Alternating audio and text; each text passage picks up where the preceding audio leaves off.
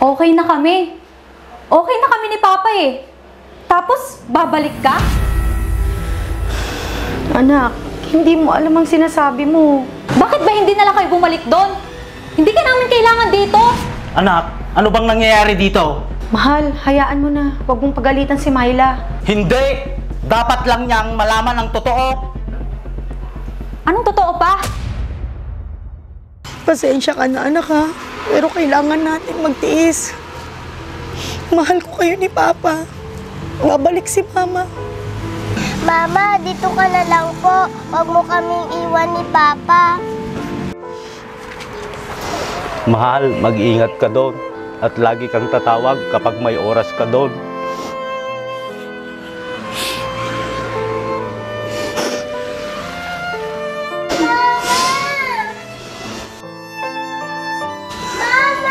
Sabi ka na, anak.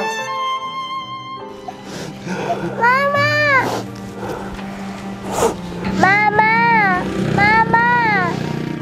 Mama! Isang masaya at buong pamilya lang naman ang gusto ko. Ngunit dahil sa hindi naasang pangyayari, nagkasakit si Papa at nakahiram ng malaking halaga sa kamag-anak niya. Kaya bata pa lang ako, nakuhang mangibang bansa ni Mama.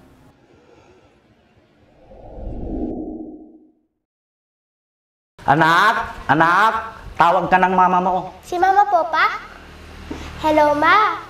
Hello, anak. Kumusta ka na? Ma? Ma?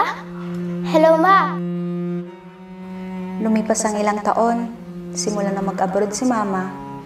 Oh, bakit anak? Hindi ko na siya nakakausap ng maayos dahil abala siya sa paglilinis ng bahay at madalas sa pag-aalaga ng anak ng mga amo niya. Anak, baka busy lang ang mama mo.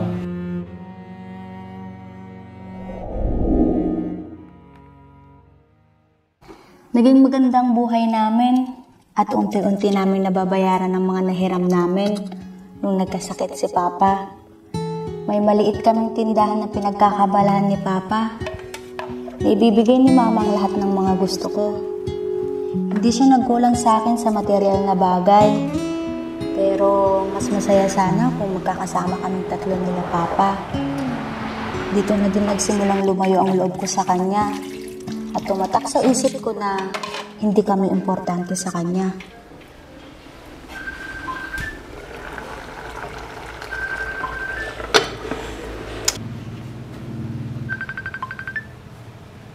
Anak, pakisagot mo, baka mama mo na yan. Sige po, Pa.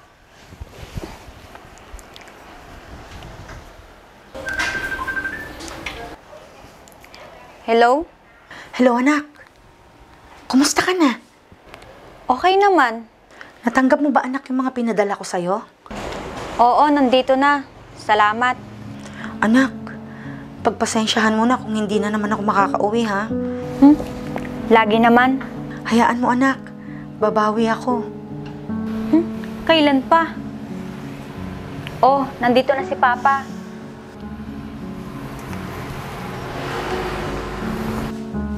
Mahal, pasensya ka na sa anak mo ha. Naku, mahal. Baka pagod lang si Myla. Hayaan mo at pagsasabihan ko. Mahal, sige.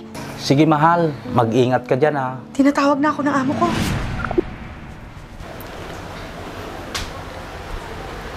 Anak, ano naman ba ginawa mo sa nanay mo? Bakit, Tay? Wala naman akong ginawa. Ni hindi mo nga kinakamusta. Mukhang okay naman po siya.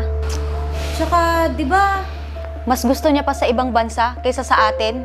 Anak, ginagawa niya lahat ng yon para sa'yo. Pa, hiningi ko ba na magtrabaho siya sa ibang bansa para sa akin? Anak, hindi mo naiintindihan. Pagod na po ako, Tay. Matutulog na muna po ako.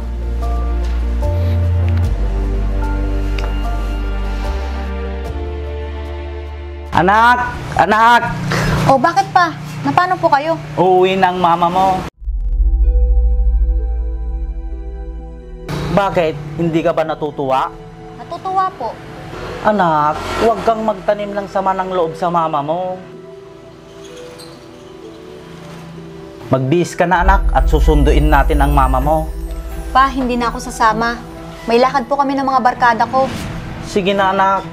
Pero pa, Sige na nga, ikaw ang bahala.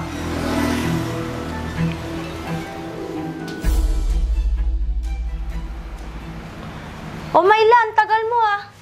pasensya ka na ha. Ang hirap kasi magpaalam kay Papa. Balita ko darating yung mama mo ah. Oh, bakit? Hindi ka ba natutuwa? Di ko alam.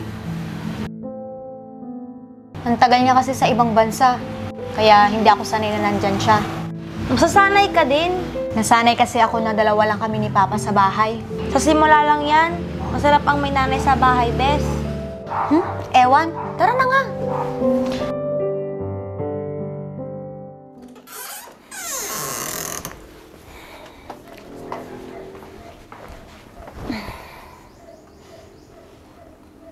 Wow, Tay. Ang bango naman ng luto mo.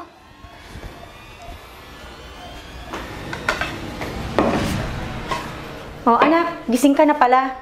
Hindi na kita inabutan kagabi. Inantok kasi ako. Napagod ako sa biyahe.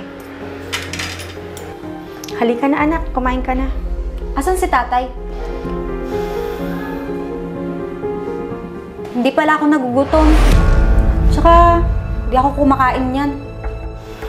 Anak, pasensya ka na. Hindi ko alam na hindi ka pala kumakain ng ganito. Ano bang alam mo? Simula nung umalis ka dito sa bahay, ano bang alam mo tungkol sa akin? Anak, hindi ko naman ginustong mag-abroad. Pero umalis ka pa rin.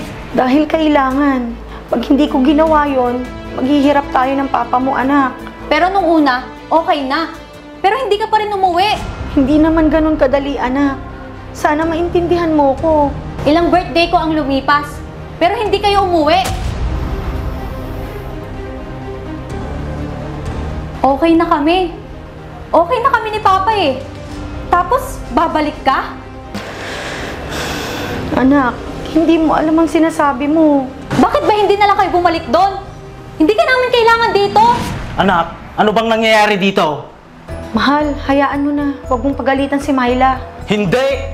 Dapat lang niyang malaman ang totoo. Anong totoo pa? Kung ano ang totoong sitwasyon ng mama mo sa ibang bansa. May bigay lang ang gusto mo. Mahal, huwag. Nung araw na hindi nakakatawag ang mama mo sa atin, kinuha ng amo niya ang cellphone niya. Hindi ko na sinabi sa'yo, anak. Baka mag-alala ka sa mama mo.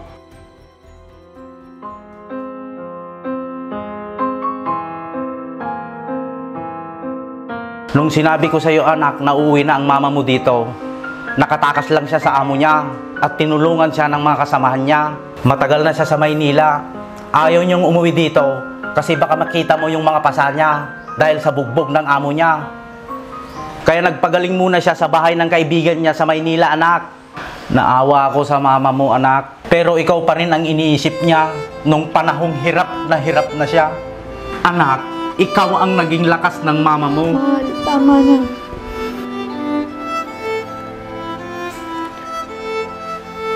Anak! Hayaan mo na siya, mahal.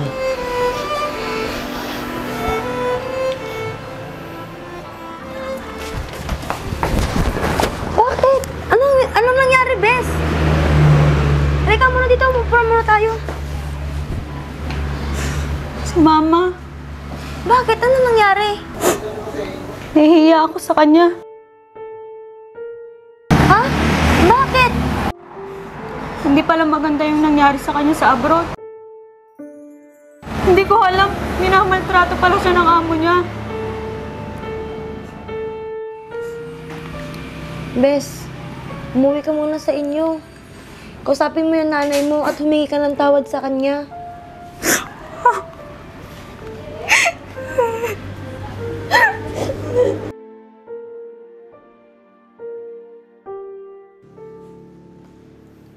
Anak! Anak!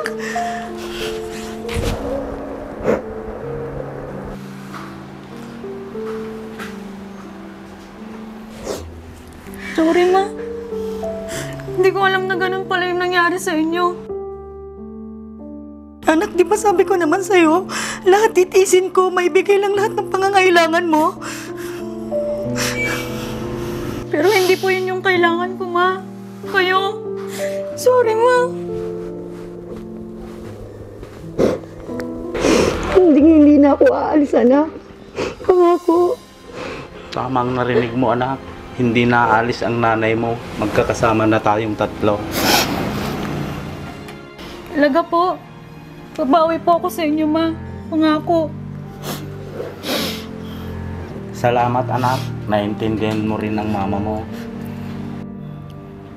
Halika na, anak. Naghihintay na yung niluto ko para sa'yo. Salamat po, ma. Ang totoo po niyan, masaya po ako dahil nandito na po kayo. Sige na, anak. Tara na. Doon na lang tayo sa kusina mag-usap.